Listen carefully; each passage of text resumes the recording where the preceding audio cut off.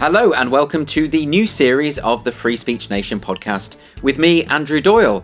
I'm delighted to say that my first guest for the new series was Tommy Tiernan. Tommy you will know as an acclaimed stand-up comedian, but also you've seen him on the sitcom Derry Girls and in his own RTE chat show, The Tommy Tiernan Show. He's about to start a tour of England on the 17th of March called Tomfoolery, having just completed an Irish leg of the tour. So do go and check him out live and in person if you get the opportunity.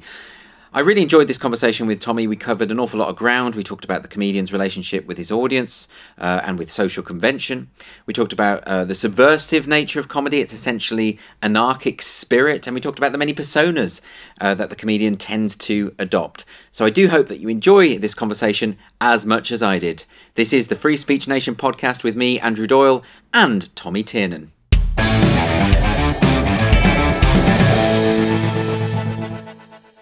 Tommy, welcome to the show.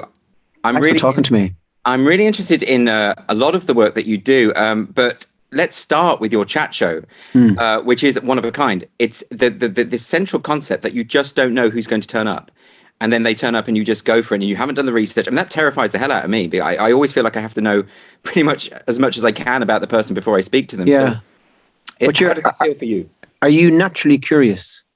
I like to think so. That's why I post lots of books to give that impression. Yeah, no, I think that will see you through. Yeah, if you just follow your natural curiosity, and also maybe having a comedian's instinct for the surprising, and also not being employed by the television station. All these things help. So it's a kind of in one way. You know, comedians can see themselves as outlaw, and coming in with unmannered instincts. But maybe stand-up isn't the only place that those things can work, and they can work in an interview if you're also kind of genuinely, humanely curious. So I mean, we've tried to sell the show. You know, I thought it would be my pension. I thought, great, now I've come up with a great idea. And now, instead of me going on the road, the idea will go on the road. And the idea will come back and say, here's money. Yes. But no other country in the world wants to do it. I'm really surprised. I'm surprised because it works brilliantly. I mean, the format just works. I'm surprised that someone in the UK hasn't done it. There's loads of people, I think, could do it. Yeah. Remember years ago, Baddiel and Skinner had a show called Unplanned, which was live on ITV about 11:30 on a Thursday night or something.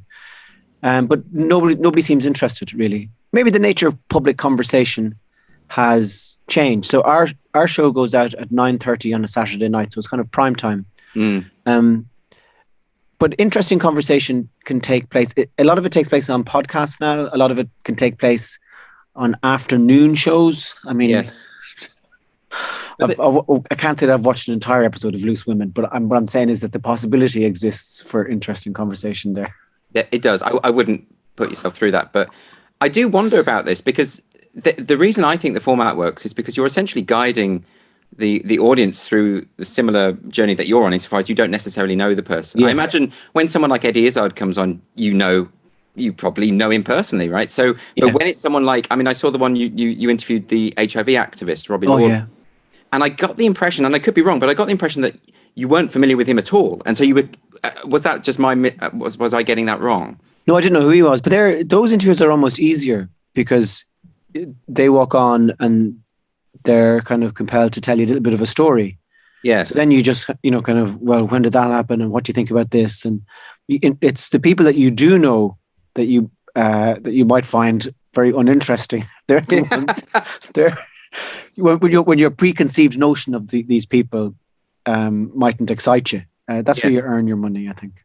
But you're coming from a comedy background. I mean, the interview with Robbie Lawler, for instance, you were plunged directly in to a very serious conversation because he was wearing a T-shirt announcing that he was his HIV positive status.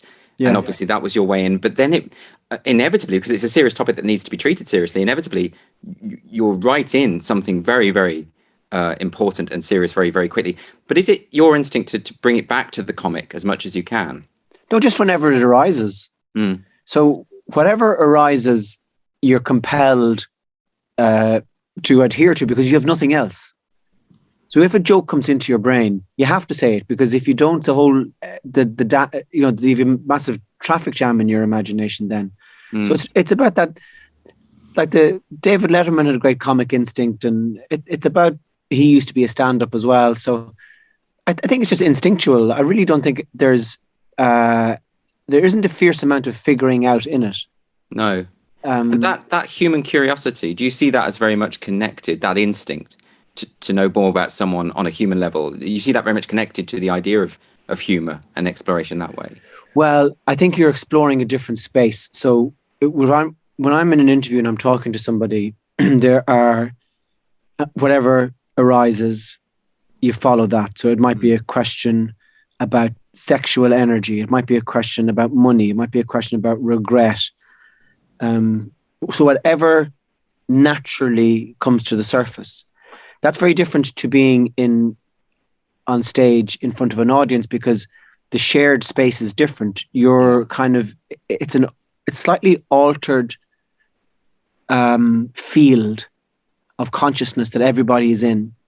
It happens in sport as well. I think when 45,000 people have their attention on a football pitch and are all singing and shouting and screaming and roaring, there's an altered state of mind there that I can't.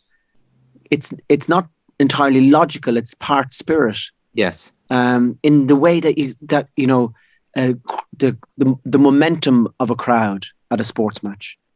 Yes. And I think with stand-up it's the same. It's just about that kind of strange shared space of, you're the bus driver, you're the mouth of the 1001 minds, and it's about the adventure. Now you have to come on stage with something.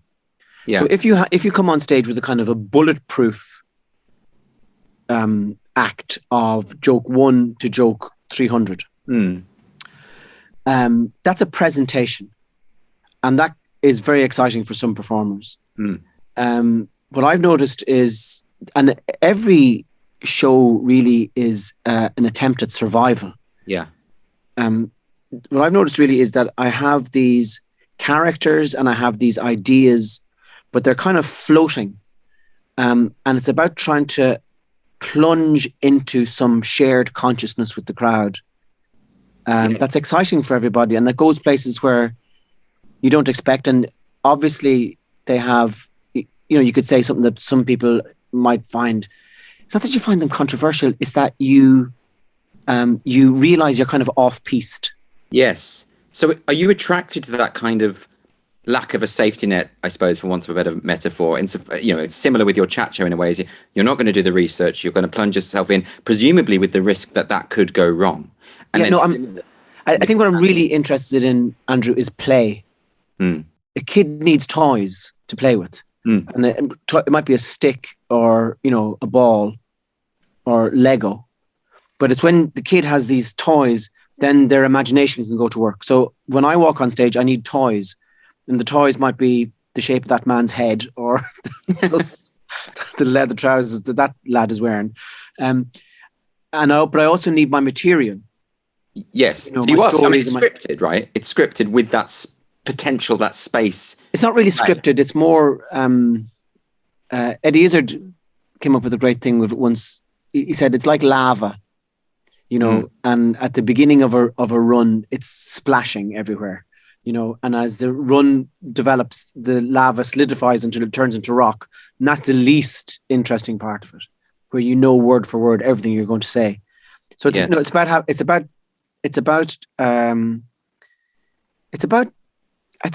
trying to be creative, either through performance or through improvisation.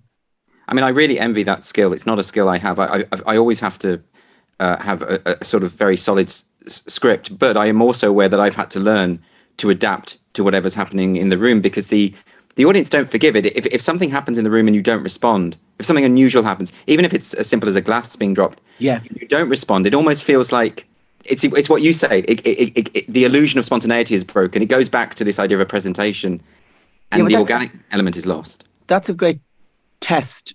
So what I would often do before I go out on stage is I'd imagine a heckle.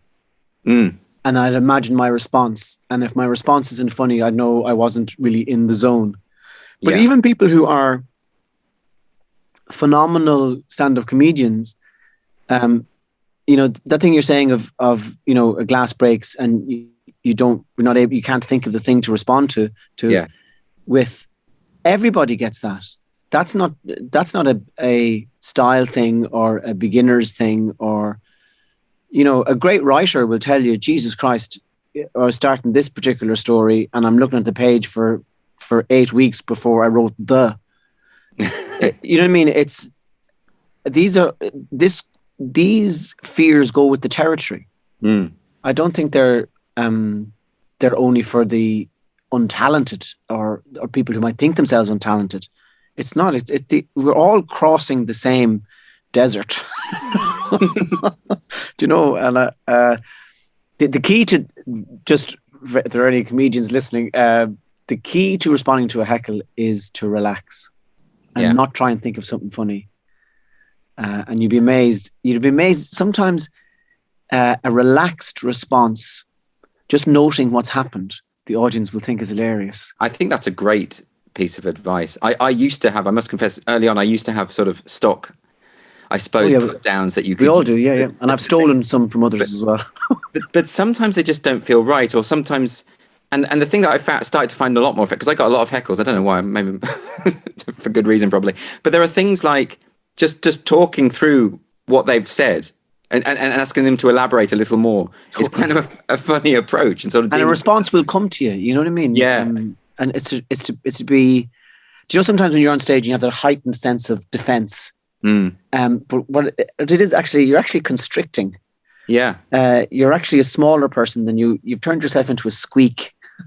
And all you can do is squeak when things happen. Whereas it's about relaxing, but it is a constant negotiation. It's every show and every moment of every show is it's a trial by light. How do you feel about when the heckle is hostile insofar as that's not funny, get off? That's because I remember Zoe Lyons once said to me, because she's very good at handling that kind of thing. She said to me, never to lose your sense of humor. She was talking about when she was heckled by a hostile individual and she lost her sense of humor. She was saying that was the mistake I made. And does that ever happen to you? I don't go out with I don't have an agenda really. I'm not trying to. I've rarely been heckled like that. I can't think of any time that somebody, maybe one person in a wheelchair. Goodness, I mean that can't be a good look. But. I really can't remember any time that's happened. I think maybe the stand-up scene in England is a bit more politicized than it is over here. I think stand-up in the UK is probably a bit more accepted to use it as a platform for ideas, political ideas. And when that happens, then of course, but that's, I guess that's what's exciting about that goes back to Hyde Park. And people standing up and saying, Rastafarians should be eaten. Do you know what I mean? Whatever their particular thing is. But in Ireland, we don't have that as much. We're not as politicized. So we don't really have that kind of thing. So it doesn't really happen over here, I'd say. Yeah. I suppose the two I'm thinking of, I mean, I've been heckled for political reasons. I've made a sort of political point that I probably don't even believe myself. Yeah. It's caused the problem. You don't have to. It's okay. You just got as long as you're making noise. Yeah, exactly. And the other one that I really think of was a group of football lads in a free fringe venue in Edinburgh, and they were very explicitly homophobic. They were very angry about the fact that I was gay and wanted to make a big noise about that. And I tried doing the playful thing with them. I tried flirting with them, made them angrier. But so I mean that's such an amazing moment, like because there's such a voltage and drama there. Yeah. That you kind of think that sounds really exciting to me. It was exciting, and also because the audience felt a bit threatened, because it was one of those free fringe venues where you can just wander in and out. There is no security. There is no way to prevent these very large men who are obviously very, very drunk. So there was also, so theatrically, I thought the show was a success. Yeah, it was. Even in your retelling of it, I'm giving it 5 stars. Wonderful. But that kind of thing isn't that sort of thing hasn't happened to you. Not really. But I do find homophobia slightly. I'm not offended by it. But it doesn't make any sense to me. Do you know what I mean? So when people are, and I'm talking about in the context of a comedy gig as opposed to, under a lamppost, being attacked by somebody. But I just find it's one of those things. It's kind of like explicit racism, or it's worth prodding. It is, which is a great sectarian remark. It's one of those things that you kind of want to sort of drill into a little bit. And totally. Think, it's kind of like, what is that? What the? I mean, it was a while ago, to be fair. It was about 11 years ago. So I think that would be much less likely to happen now. But it was almost as though it was part of their, I mean, this is my COD psychology, part of their bonding experience to identify this person on the stage that they could go at, articulate their disapproval. I suppose that's what it was all about.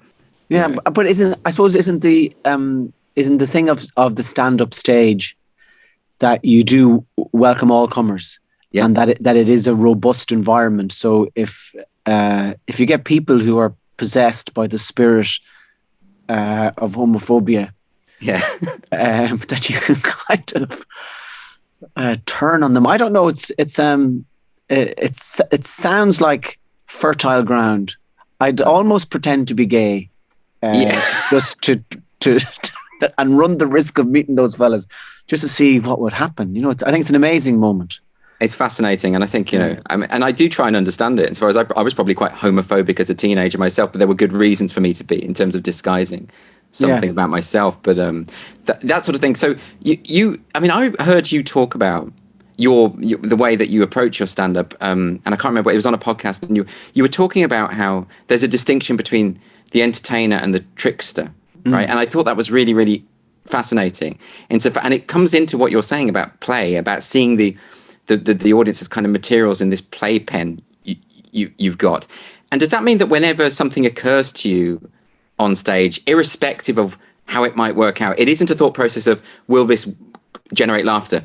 You just sort of go with it first and foremost as an instinct. You follow the instinct first. Well, you trust the instinct, and you trust that if the idea arises in that particular environment, there's a reason for it. And you just trust it totally. But I think that the things about being an entertainer or a trickster, the most interesting thing to do is to always be beyond definition. So as soon as people, and again, an instinctual thing rather than a thought out plan. But if someone says, "Oh, that guy he's I see what he's doing. He's inhabiting that trickster mode," which is one of not taking reality seriously, but it's more than that. It's of not taking a social convention seriously. Yeah.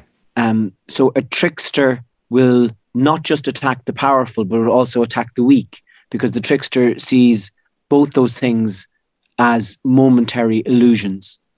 So therefore, a trickster will, be telling jokes about a high status person. It's easy to tell jokes about a president. It's easy to tell jokes about a prime minister. But can you also then tell a joke about the person in a wheelchair in the front row? So that's trickster energy. Yes. And as soon as that manifests, I think you also have to become an entertainer and then just try and charm everybody. But in a way that's not thought out. And I do think that I kind of feel as if ideally a comedian should have no family, be operating under a different name and be homeless, and possibly wear a mask as well on stage. And nothing to lose. Yeah, because you do, for all the wonderful, chaotic kind of ocean-like energy that a trickster might have on stage, and all the wild things you might say, and all the characters that you give voice to, and all the opinions that come out of your mouth, even though you're aware while you're saying them, I'm not entirely sure if I fully believe this, but let's throw it out there and see what happens. The tide does go out again. And it's often on the drive home from the show, where you're on your own eating crisps, and you're kind of going, oh my Jesus, I'm a wretched individual. Oh my God. I hate myself I'm going to stop here now and buy more crisps. That's how much I hate myself. I'm going to rub them all over my face. So I do think there is a price to be paid for that. Not that it's some great, Robert Johnson meeting the devil at the crossroads and selling your soul for the ability to play the blues. Yeah. But you do pay the price for it. And I think anybody who speaks in public, there's a price to be paid for it, because the pendulum swings back the other way, and you kind of go, because you're just an ordinary person as well. So there's a couple of things that immediately strike me about what you're saying, which I think is fascinating. So firstly, you talk about how the trickster has no regard for any social convention at all, whether that be people in positions of power or what. Well, I mean, now that the social convention has developed to such a point that, say, homophobia, racism, disablism, these are now, you make yourself a pariah by expressing any views that fall into that line. Yeah, that in itself is now a social convention, and the trickster would probably push back about that. Oh, but totally. But I think the audience will not be offended, because the trickster is moving within the spirit of the room. But that's the question, isn't it? Because I think what you're saying depends very much on the audience trusting the performer. And one thing that I am concerned about, and I have seen evidence of, is a depletion of trust from comedy audiences generally, insofar as they hear someone mention race, for instance, and their mind clicks to, this is a bigot about to espouse bigotry on stage. And in that environment, how can they go with you? You know what I mean? I think because you're running faster than they are, and because they're laughing before they fully realize what you've said, because and they trust you and you trust them, and it's a good place to be, and it is essentially the release of tension rather than anything. If it's genuinely hate filled, then the audience will sense that and back away from it.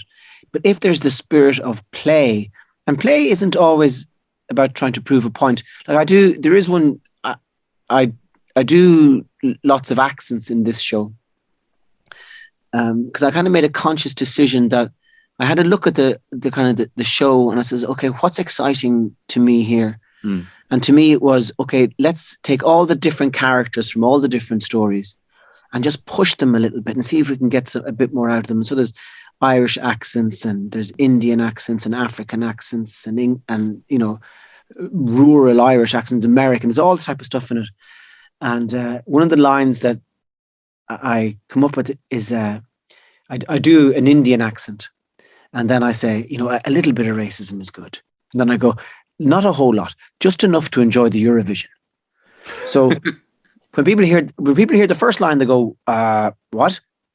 Yes. But then the recognition of, actually, I do love laughing at the Norwegians. But it's about being, there has to be kindness in what you do, and there has to be, sure, you can be reckless, but it really is about the spirit of the performer. Do you think that's something that is just readily detectable? I mean, you obviously are very famous, and you have a following of people who already know what kind of temperament you have. So they're going to come along knowing that you're not coming from a bad place already. So that's a big advantage than, say, a new act. I'm not sure, because I remember doing a show in, it was in Houston, in Texas. Yeah. And I walked out and I said, oh, you people are so fat. And they were really fat. And then they really started laughing. Yeah. So there's something about, there's a kind of an, you're almost like a kind of an amateur. Yes. You kind of have amateur Tourette's. You know, it's kind of like you're saying the thing that, they knew I wasn't being mean. Do you know what I mean? But that can backfire, can't it? I mean, when Jerry Sadowitz went on stage in Canada and said, "Hello, Moose," someone punched him. Yeah, but you'd have to really talk to his particular spirit guide to understand what was going on with Jerry at the time. That's but again, see, if once you mention somebody specific, then you have to kind of do a bit of drilling, and it's drilling from a distance because you're not inhabiting that particular skull. Yeah. But I've seen Jerry do shows that have that edge, but somehow that's why you're there. Oh yeah, of course. It's why you're there, because you kind of and he wears the top hat and he doing the close up magic. You know, and maybe that particular room at that particular festival in Canada, that's a big corporate space. Right. Okay. You know, that's like their version of Live at the Palladium. You know.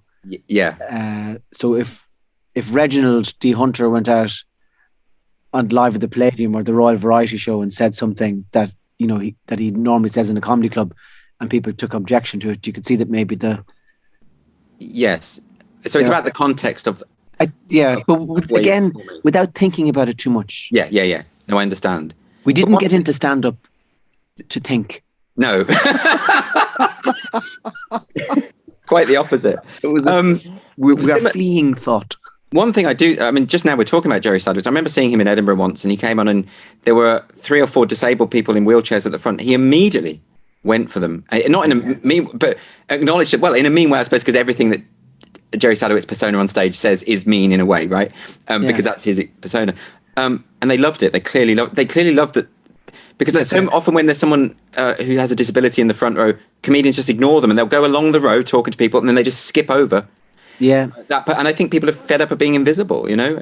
It's possibly that they don't trust their own instincts. The comic on stage just doesn't trust his own instincts, his or her own instincts. There's a great democracy. Lenny Bruce had this fantastic line. Is everybody's vulnerable. Everybody's ass is up for grabs. And that's kind of there's the democracy of insulting everybody. I think is good. Yeah, no, I understand that point. And it just strikes me, and perhaps I'm wrong here, you can correct me. I just get this impression, particularly from other comedians, that there is a perception that the kind of hate-fueled bigot who wants to stand up there and tell jokes to attack people. See, I don't think those people really exist. I don't know those people. I don't know what comics would do that. So my default expectation when I say comedian, even when I don't know, is he's coming from a good place or she's coming from a good place. It isn't about bigotry.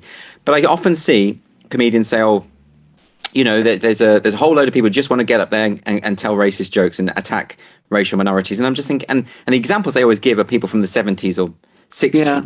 I just don't think those people are there anymore. And I do worry that this does have an effect of eroding trust when you hear comedians saying things like that. See, once you move on to racist jokes, we're all automatically, we've left the earth. We're now in the air.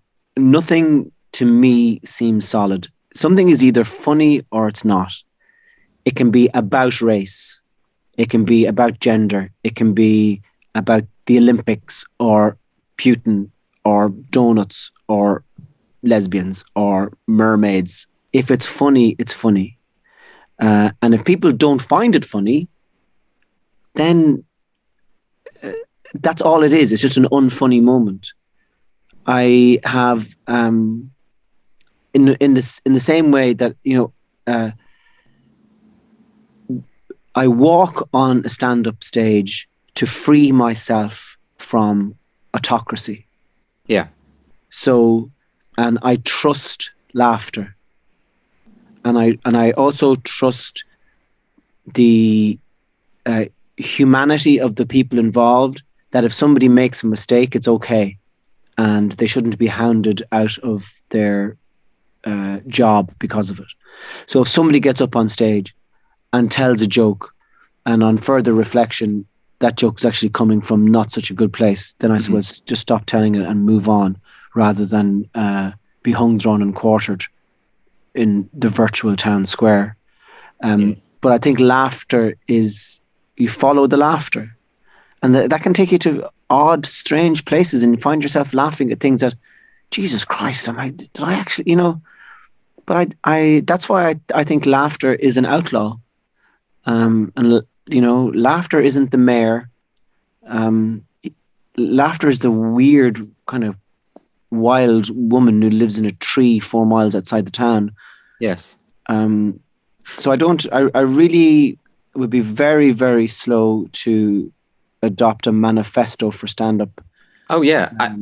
But I try to understand the people who claim otherwise, who would counter your view. I mean, I think of the Robin DiAngelo, who wrote that book White Fragility, and she was on a podcast recently talking about how The Simpsons, South Park, these are framing devices in order to promote racism, and she, because they joke about race, and that was her. And I tried to understand what that is, and what I think what it is a kind of, well, firstly, it's very literal minded, but it is also based on a complete lack of trust, and also an assumption of bad faith on the part of the. I admit you're not going to find people like Robin DiAngelo in a comedy audience. Yeah, I don't know. I mean, I think every point of view is worth kind of digging into, and there's a thread of logic to most arguments. But I guess, like I said, we don't live on solid ground. Yeah, we're constantly moving and adapting and changing, and it is the thing of on the one hand being free to do whatever comes into your mind on the stage, whatever you and the audience find funny, with also a kind of an examination of your own generosity, maybe. Yeah. I don't know. I don't. Again, I didn't. It's that thing of being irresponsible. So people who are touting responsibility will find that upsetting. And I don't mean emotionally upsetting, but they'll find it. Well, the trickster can't be responsible, otherwise they're no longer a trickster, right? Yeah. So you kind of so just in terms of the Simpsons thing, the trickster approach to that might be okay. Let's laugh at the jokes that are in the Simpsons, and then also let's laugh at the people who are writing the jokes. Right. But, you know what I mean? Yes, so yes, I understand. It's and I'm not filled with the spirit with the trickster energy now. Now this is just you're talking to Tommy Tiernan, the father of 6. Yes. So I'm not, so I don't know. I think laughter wins out. I think. I tell you what it might be, just to throw this out there. I think what it might be is we've all experienced as kids, right? We've all been bullied, and then the bully says it was just a joke, right? So I think the mistrust might stem from the fact that humor can be weaponized to intimidate and bully, and has been in everyone's experience at some point. Yeah, I'm not sure those two things are hand in hand. That kind of what you just said, whatever it was. So I'm not sure. I really don't know, Andrew. And again, it can get too theoretical. Yes, no, I understand that. But and you really just have to. Do you just ignore it then? Because I mean, you've had this experience, haven't you? And I don't like to do the gotcha thing, but it's like when you were accused of also anti-Semitism or because of something you'd done in a routine, and I read, if you read the quotes out of context, of course it looks monstrous. But that was part of the point of the routine, wasn't it? That it was about when you decontextualize. See, it wasn't about anything. Okay. I felt a tension in the room. We had reached it was a public interview, and we had reached a kind of a dark moment of sincerity and reality. Yeah. And in order to break it in a very uneducated kind of wild way, I said something that was so profoundly racist, that it couldn't be taken seriously. It wasn't. If I'd have tried to be minutely racist, it would have been. It was beyond racism. Exactly. No, next level. I could see that from the quotes. It was so extreme that there's no way anyone could assume. So people started laughing. And then what happened was the journalist then took what I'd said and just presented it on its own. And it went around the world, actually. You know, I talk about it in the new stand-up show and just all the different things that had happened. And it was quite the event. But I would absolutely say that I can notice things. So I started doing stand-up around 1995. And when I started then, I was kind of into stories and silliness. And then when you're forced to go back on stage, when you choose to go back on stage 4 or 5 nights a week, year after year after year, your sense of adventure changes. And I definitely went through a phase of the stand-up where the darker it was, the better. That kind of the slightly, I wouldn't say vicious, but kind of out of hand, kind of like a teenager on cheap speed, just kind of gnarly and angry. And then I went through, that phase might have lasted, 2 or 3 years, but it's only one of maybe 8 or 9 phases, that a person goes through, and you just look back and say, oh, I remember, and it might be uncomfortable for me to look back and now on that particular, no, it's not uncomfortable. I can see the value in it. I can see the value in the comedian with a fistful of rocks smashing shop windows. I can see the value of that. It's not where I'm at right now, but I can absolutely, and I will pay to watch that.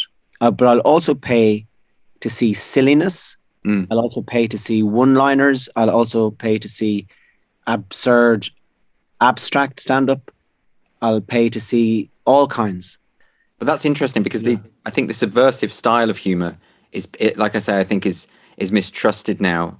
But it's interesting what you say about, because earlier you did draw a distinction between you talking to me now and the trickster on stage. So, and from what you've just said, it sounds like you're almost shifting between persona over time, depending on what's going on in your life, I suppose. Is that the way you see I know you don't like to overthink it, and the question's redundant, really. But well, no, I had Bob Dylan said something recently about how as far as he was concerned, the purpose of being alive was to explore whatever character you are at that moment to the full. So, I would say that in my day, for example, okay, I wake up and the person I'm lying beside, I'm a husband to that person, so I'll behave like a husband. And then I'll go downstairs and I'll behave like the owner of a dog. And then I'll behave like the father of children. And then I'll behave like a businessman answering emails about where I want to do shows and where I don't want to do shows. Yeah. So in the course of then I'll behave like a friend. So in the course of any day, we have lots of different incarnations just in the course of a day. Sure. And the excitement about meeting different people is they bring out parts of you. People see it especially in kind of love affairs, I really like being with that person. I'm different with them than I am with other people. And I really enjoy the different person that I am. So do you think any of those are more authentic than the other? Not really. If you spoke to your wife like you speak to your dog. I know people really love their dogs. People are very so I think it's all about I don't think one is more authentic than the other, really. Even when you're on stage, you see that as a part of you, even though it's so wild and you say these things that you don't even believe. And do you know what I mean? You still feel that's a kind of part of you. Yeah, I mean, it's the most, to be honest with you, it is the most, it has the now I'm not, I would be ashamed of some of my, shame is something that runs through my career, like the Danube. There are consequences to it, but it's like what I was saying earlier on. You have to say, I feel as if I have to say the first thing that comes into my head. And if I don't say it, all the creativity dries up. So the beautiful parts on stage, the beautiful ones to experience, the ones that are easier to live with afterwards. Yeah. Yeah. Are the ones where you've just charmed the audience into this slightly altered state. And it's very warm and round and sensual and lovely and full of laughter. They're the easiest ones to live with. The hardest ones to live with are where you say something and out there. It's just like it's like having a mouthful of barbed wire, and you're kind of, but it came out through you. Yeah. You thought of it, you said it. They're the ones afterwards where you're vomiting in the dressing room, going, I'm a little pig. I am a little bad little pig. But I guess that's there is a price to be paid for asking the trickster to come on stage with you. There is, yeah. And I don't know, I'd be interested in hearing, do other comics have the same experience, and the ones off the top of my head would say Frankie. He's such a phenomenal writer. Yeah. Gifted, really just gifted. Yeah. And I would wonder, I'd love to chat to him. Does the tide go out? But I think a lot of, I speak to comics about this issue quite a lot because I'm very interested in the way in which, whether or not comedians or artists or creative people more generally ever self-censor out of fear that they might scupper their own career.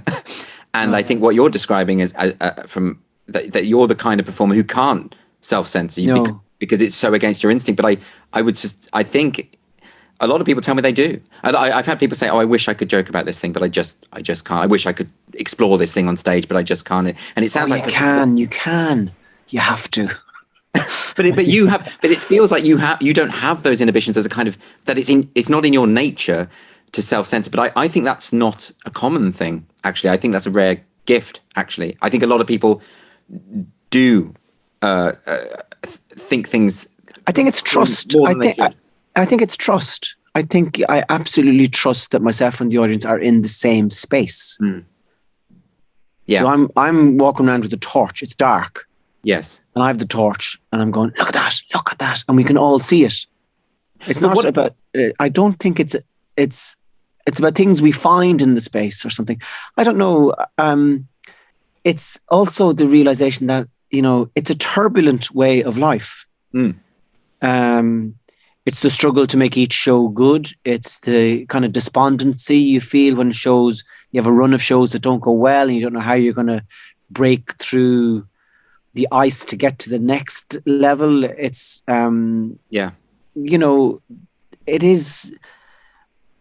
it's turbulent, but I think, we'll be calm long enough when we're dead. Yeah. And I must have an instinctual desire for turbulence of some sort. But laughter is turbulence as well. So it's not... Absolutely. I guess what I'm trying to say is that I'm trying to define something that resists definition. Yes. So it's instinctual. But a huge part of it is trust. So if... Say I was asked to do the I was going to call it the 1 o'clock show. Do the 1 o'clock show that's on at 7. The misnamed 1 o'clock show. Yeah. It's 7 o'clock show. So if I'm on that talking to people and ideas come into my head that I don't say, it's because I don't trust where I am. Yeah. And I don't trust that there's a shared space. Does that anarchic instinct ever follow you off stage, though? Do you ever find yourself in a conversation and think, oh, if I just said this now, it would be incredible? Yeah, I do that with my wife all the time. And it's never. I remember once I told her she was resistible, and it just because it made me laugh. Yeah. Oh, you're so resistible. So it still comes back to haunt me. That's what I mean. Does that? Because I remember being at a funeral, thinking of something that I thought would be hilarious, and I couldn't stop myself from saying it. And it just upset people because it was an inappropriate. Oh, you didn't say it out loud, did you? I did. No, maybe out loud to the congregation. No. It was just to a couple of friends, but nonetheless, you know what I mean? It's like it's almost like there's someone on your shoulder saying, just say it, just see what happens. It's that anarchic thing. Yeah, I think so. There's two things with that. Okay, so one is about the shared space. So if you had somebody, a really good friend of yours, you'd known for hours, yeah, and someone you trusted, you could turn and say something like that, and they'd either, if they didn't find it funny, they wouldn't hang you. Yeah. They just, Andrew, come on, shut up. You know what I mean? That wouldn't be the end of the world. Or they would really laugh. So that's one particular truth. And being on the one show, not trusting the audience. Yeah, yeah. Thinking that the presenters are they have another agenda to what I have. And it's not the same. And the people watching didn't invite me into their sitting rooms. So it's all odd. Yeah. And then being on stage in a comedy club in London and just getting the feeling that you're in the same space as the audience. The other thing then to contend with is this whole notion of the power of words. Yeah, yeah. And that there are words that heal, and there are words that make people feel good, and that a word is a vibration. It's a sound and a vibration. A word is a kind of a spirit. People can say things that make people feel better. Yeah. And stand-up doesn't always do that. So stand-up can be spiky and people are laughing, and it can be kind of destructive. Yeah. So you're weighing the two things. You're thinking, beyond the visible destruction of what I'm saying, is there something else that's good? So I I'd have a couple of Buddhist friends, and I remember one of them saying to me, he came to see a show that I was doing, and in the first 5 or 10 minutes, I was, all my words were noble and warm-hearted, and for the second 10 minutes, then things got a bit spiky. Yeah. And he said I liked the first 10 minutes, and then you start thinking, God Almighty, am I? Is part of what I do is bring something ugly on stage, so you there's no final resting place, and wherever you are, you can be exposed to sharp wind. But that discomfort, that discomfort in an audience, I find really exhilarating. If I go to a comedy show and I'm made to feel uncomfortable for some reason, I find that fascinating. I love that. Then you are worth seeing. In what sense? In the sense that if you're, as a performer, going on stage and going, I love the gaps that I can create between. I think that makes you an interesting performer, and within the safety of, you're not walking into a primary school. Yeah, it's about treating the audience as adults, and that they'll know that you're totally. That makes you worth seeing as a performer. Then people would say, there are a lot of activists at the moment, and it's a very common trope at the moment that words can be a form of violence, and that, just as you say there, that some words are invested with an inherent goodness and have the capacity to heal, right? Yeah. People would say that there are words that in of themselves, irrespective of context, have the capacity to do harm. So sure. I remember a conversation between Louis C.K. and one of his gay friends, and the gay friend was saying, I'm not saying you should censor yourself, but when you say the word faggot, you've got to know that we hear it, and it's a word that's been used by people physically attacking us, and and therefore it brings that back. And I think it was a dramatized scene that he was doing, but the point was valid. I think I don't know. I was driving home the other night and I was listening to Fairy Tale of New York. Yeah. You scumbag, you maggot, you cheap as you faggot. So I can't remember the rest of it. Yeah. But it was very, very obvious listening to the song that these were two characters. Oh yeah, it's a dialogue, right? It's slinging. He calls her a slut and an old whore on junk. And she retorts this other thing. So in that particular instance, and I think there were a few years ago, there was a call to have the song banned or to have that word taken out. It is on Radio. They won't play that version of the song on Radio 1, but they do on Radio 2. It's almost like they've got the younger audience and the audience they trust to understand the context of the song. So I don't know. I really don't think there are any absolutes or any fixed... all I can just say in terms of racism and maybe misogyny. Is there so misogyny is male hatred. Women, hatred towards women. Yeah, and is there a word for the other way around? Yeah, misandry would be hatred of men. All right. So all I can testify to is experience of racism as an Irish person. Right.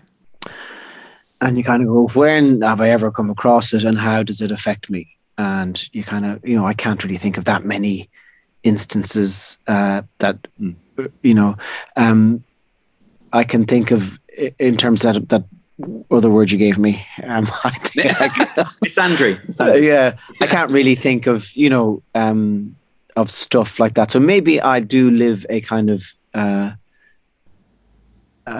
I'm not in the firing line when it comes to felt hatred and oppression. But again, that's not, that doesn't mean my voice is invalid. That just means I'm speaking from a particular perspective. And there's a line from the Bob Dylan song,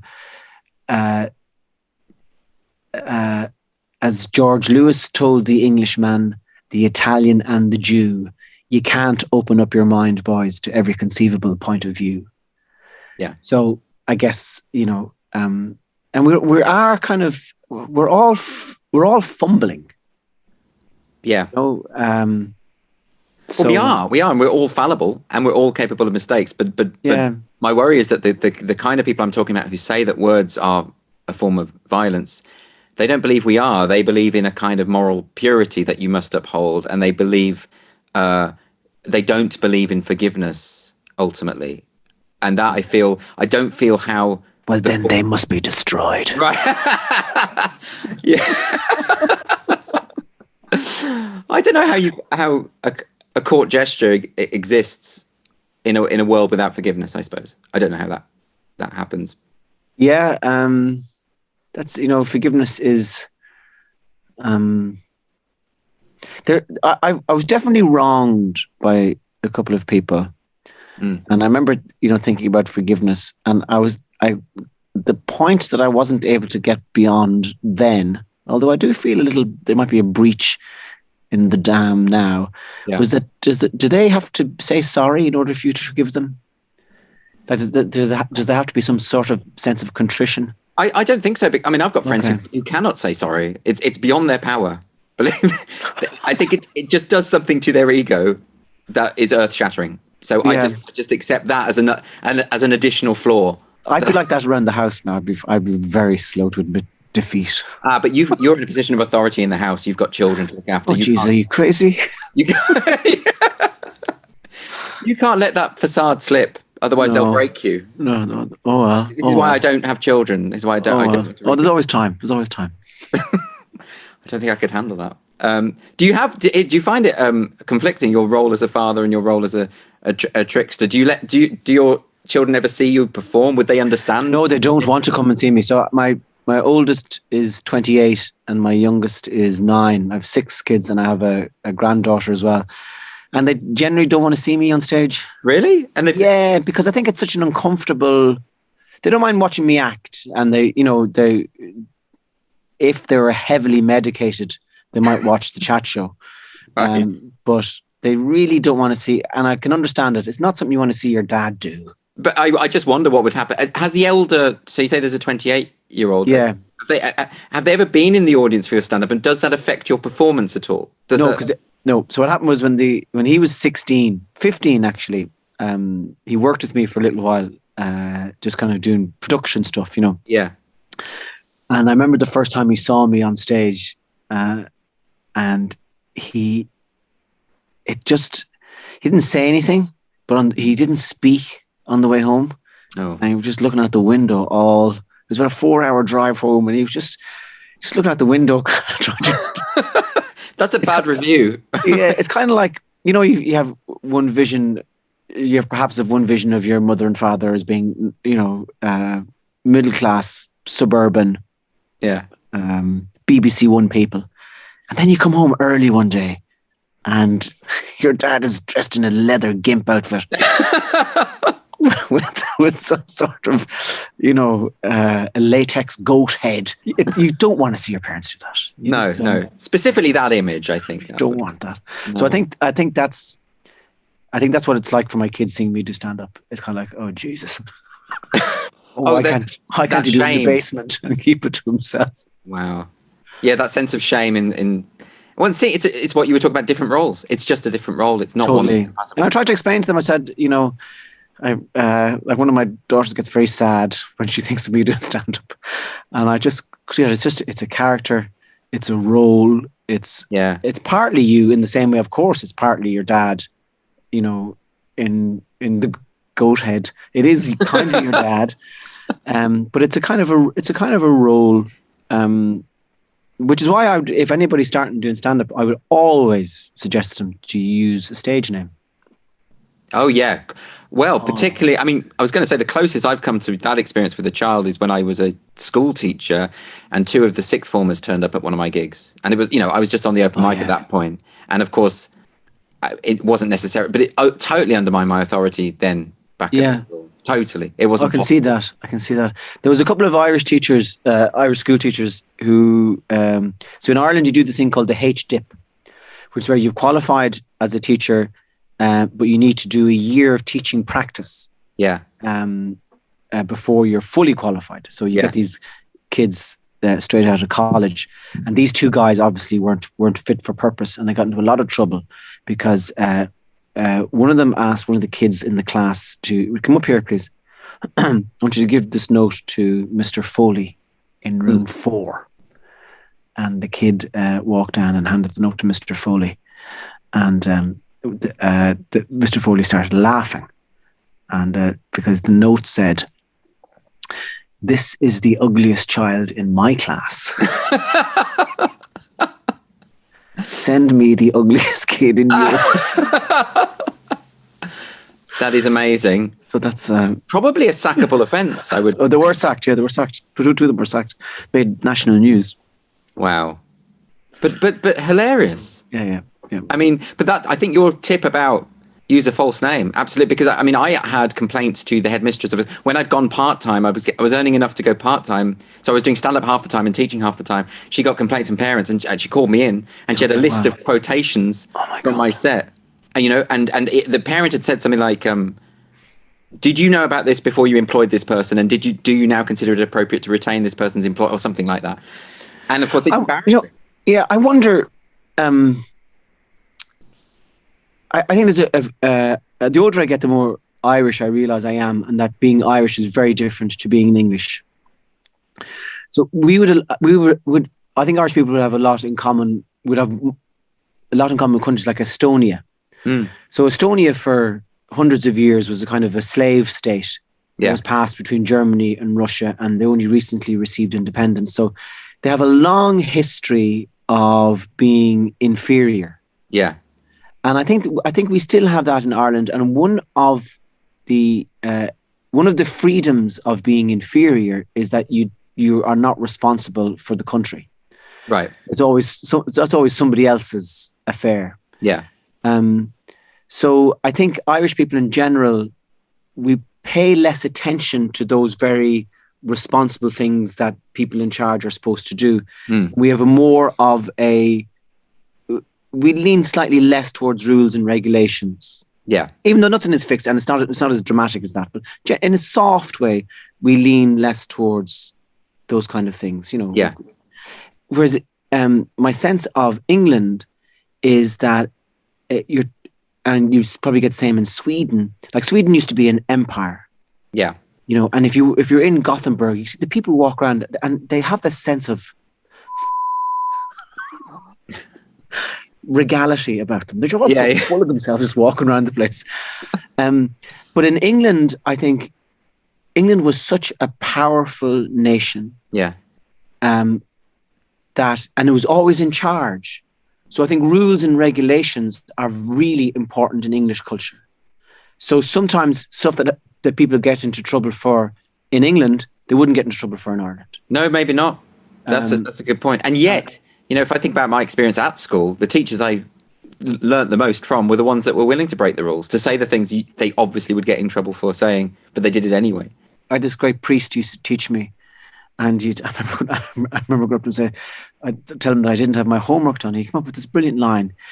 He said, "What do you want me to do? Hit you?"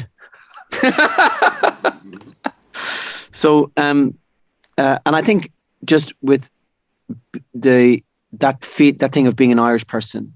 So, say when I'm performing in England, it's to have the cultural confidence in my instincts as they are. To go, this is what I do, and this is where I come from. Yes. To have that confidence, but also to have, like, if I'm going to see a comedian from Harlem or Dorset, or, Nicaragua, part of it is I'm interested in seeing somebody from that place. So do you think the recklessness within comedy, I say recklessness, but I suppose the anarchic thing that we were talking about is kind of innate to the Irish experience? I don't know, because, I mean,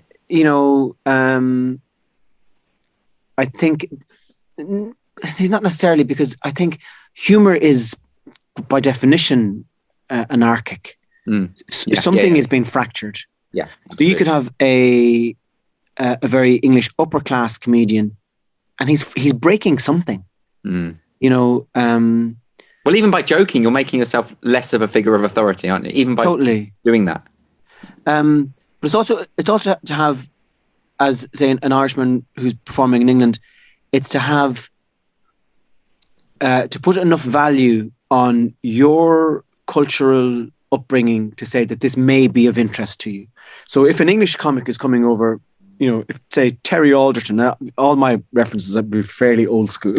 But say if Terry's coming over, or if I remember gigging with people like Nick Wilty or people like that, they're saying, I'm English and this is my experience. This is my viewpoint.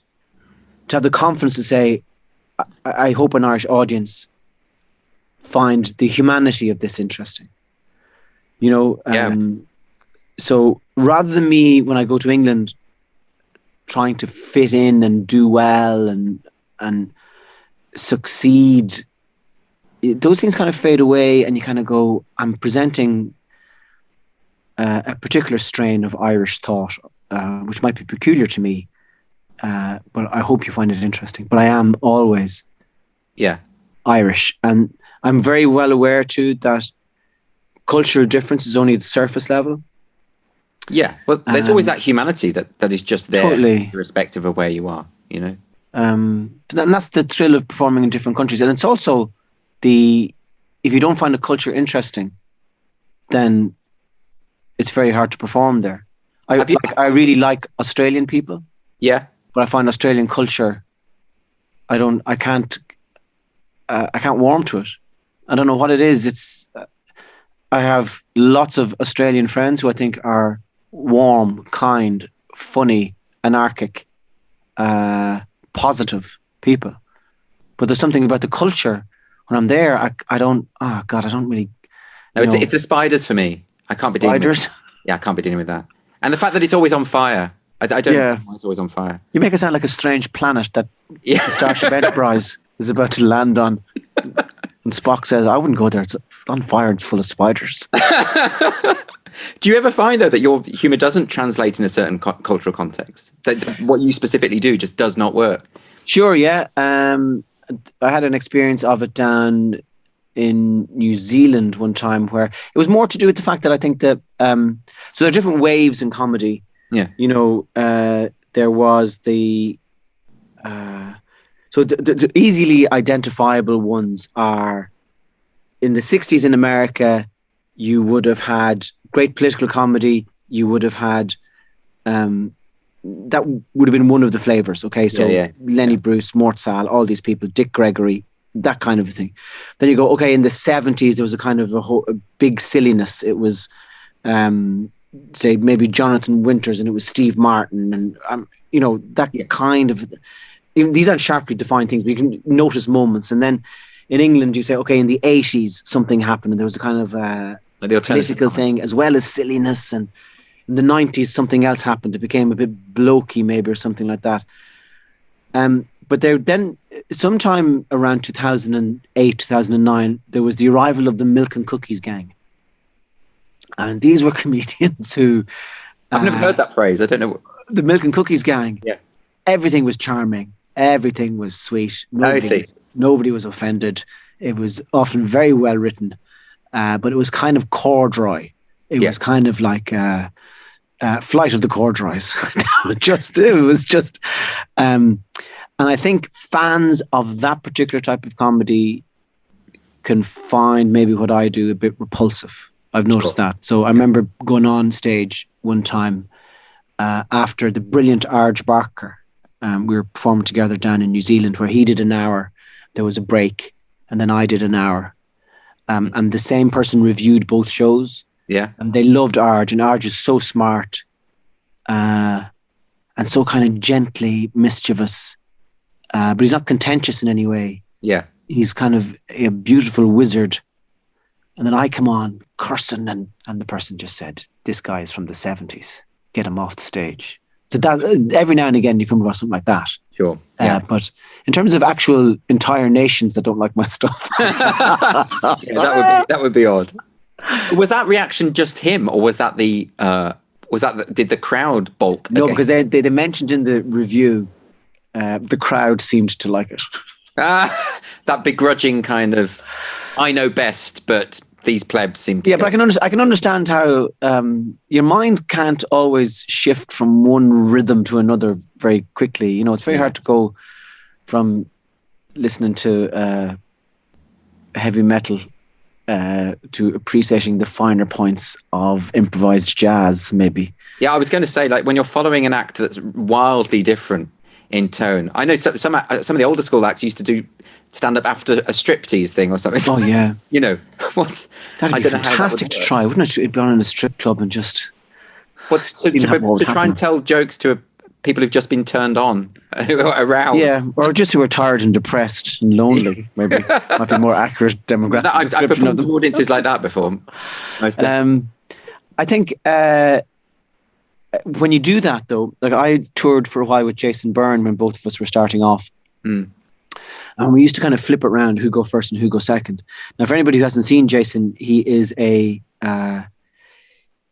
he's like rolling down a hill. I mean, he's just, he's like he can be like a ginger Richard Pryor mixed with kind of 8 kids on a bouncy castle. He just has this.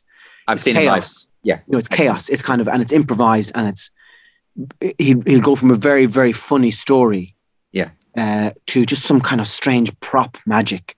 And it's kind of wild, you know? Yeah. And I would often have to go on after him. So it was about me realizing, okay, I have to take the energy of Jason's last minute and almost not ignore it, but I have to take that on stage with me and transform it. Because you can't abruptly bring something totally different without any kind of segue. Is that what you mean? I think it's about absorbing what, for me back then, it was about absorbing what he had done. Yeah. And it mightn't be visible to the audience what you're doing, you know, but you're kind of going, you're, you know, Jason's last exhalation is your first inhalation. I understand. So you walk on with his spirit, and then you kind of you go your direction. But it's an art form in itself, isn't it? Just to find out how to follow people, and I suppose that's the idea of an MC, that he always brings it back to the neutral space. That's it. You know, in an ideal way. And do you have a support act on your tour? It depends. I will have this weekend, but only because again, these are strange practicalities. So I got the show up to somewhere between 80 and 90 minutes. Really enjoyable for me, has great momentum. There's great bits of strangeness in the show, but I'm still holding the audience's attention with them. And because of the COVID restrictions, the show had to be performed in a straight block of 80 minutes. So that's the show. Yeah. And I got that. And that was a huge relief to me. And I got very stressed out about it. And I almost retired twice in the preparation for it. I'll tell you a funny story.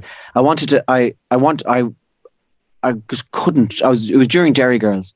And I couldn't get my head around the stand-up show. And I couldn't find the excitement in it. And so I'm imagining stand-up without experimenting each night. Yeah. And I'm going, oh God, I won't be able to do this. So I phoned up my agent and I says, I can't do this.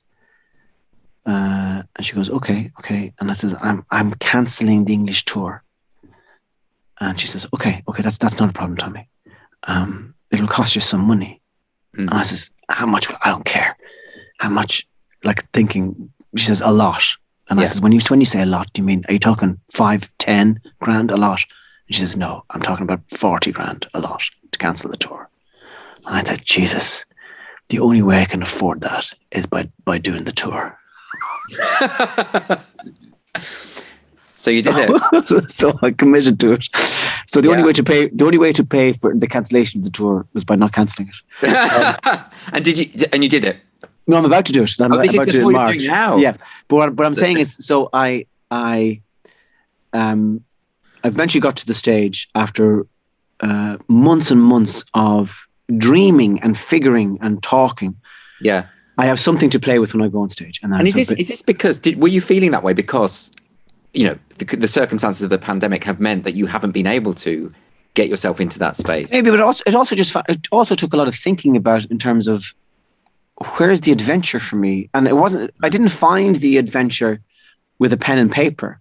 I found it by going on stage and walking off dissatisfied. Yes. And going, and one thing I've noticed is that I have a very hopeful imagination. So I walk off dissatisfied. And it was a process of doing that over 2 or 3 months where I see it now. Yeah. I see what I can do. And so that's what I've been doing. And so it's a very Irish show. So I'm 2 months away from the English tour, kind of going, okay, how do I need to be aware of, I'm performing to English people. And what if I mention a name in Ireland, the people already start giggling at, they won't know who that is in England. But anyway, so I have this 80-minute chunk of work that I'm very, very happy to do. I wake up in the morning and I'm looking forward to getting up on stage that night and performing it.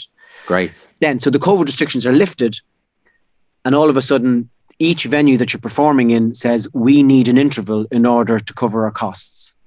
So what are you going to do about that? Yes. And I say, okay, well, there's a great momentum built up over the 80 minutes. If I do 240s, it changes the theatricality. Absolutely. Yeah. So then you go, okay, well, I'll get a support act in, I'll let them do the first 25, and then I'll come on. But then that also changes, because previously, when you were 45 minutes into the 80, the audience were the same, but now they've had a different experience, right? Yeah. So they're all kind of odd technical things, but in terms of taking a support act in England, yet I haven't decided. That's a really, really long and detailed answer to it was. I think I asked that question about 10 minutes ago, but that's great. So with that in mind, we're coming to the end now, and I really appreciate having this conversation because it's been fascinating. And you've been very gracious, Andrew. Thank you very much. You've been I very... like to think of myself as a gracious. No, really, you have. So thank you for your... for that. So thank you. No, I appreciate it. And with that in mind, though, I mean, we've talked a lot about personas. So with this new show, what is the persona that people can expect to see when you're over here touring? It's not one. Right. So the persona of the persona when I walk out and say hello. Yeah. That's a different persona to the person who's then telling warm-hearted jokes 10 minutes into the show. And that's very different then from all the different characters who, for me, I wanted and I want a sense of kind of being overwhelmed by character. Yeah. And not in a way that's kind of like an impressionist might do 14 or 15 different people, but just to be able to wander in the way that, say, now go back to Bob Dylan, that his songs seem to be from lots of different points of view. Sure. So I think what I wanted is that the stand-up is from lots of different points of view. And, the characters are strange. And because I'm kind of well known in Ireland and I have a reputation for being stand-up being slightly, this woman came up to me the other day and she said, I don't like you. She said, then she said, every time I see you on the television, I think, oh, here's that ignoramus and the language out of you. So, but people come up to me and they tell me strange stories about strange states of mind they've been in. Like, a guy came up to me and he told me a story of when he tried to hang himself. And I go, so I have that story, and that story has a beginning and a middle and an end. And it ended with a funny thing that he said. Yeah. And I go, okay, well, why don't we all just go there for 4 or 5 minutes? And because I have this canvas of an hour and a half, I can do that. I can wander into this kind of, and I become him and I tell the story. And then you kind of go back out of it again. And then, there are stories.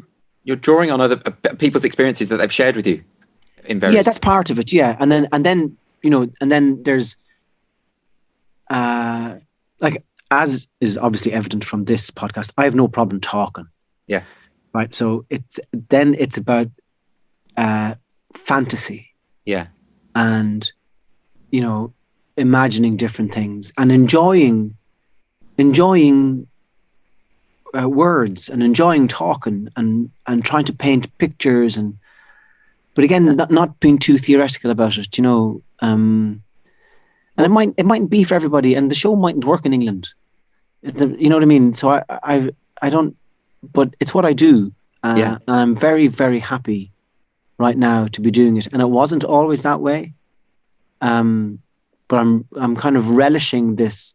I remember when I started doing stand-up, I remember having this feeling that every night was like going to a party. Yeah. That I would wake up in the morning and I'd just, it's a Tuesday.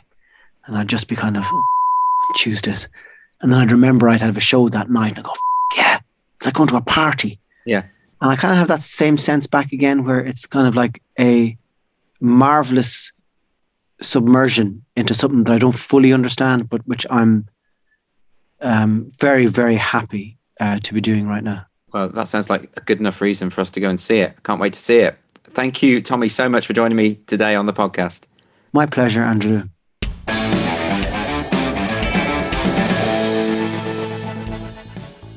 This has been the Free Speech Nation podcast for GB News with me, Andrew Doyle, and my guest, Tommy Tiernan. Don't forget that Tommy will be touring in his show Tomfoolery from the 17th of March until the 8th of April, so do go and get tickets for that if you are able to.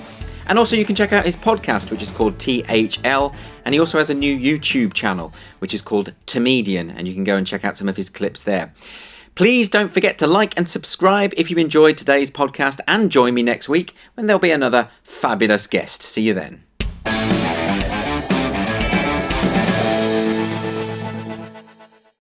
Welcome to the GB News YouTube channel. You can watch us live 24 hours a day, catch up on your favourite shows, and join in the conversation in the comments below. Don't forget to subscribe and you'll never miss any of our exclusive content.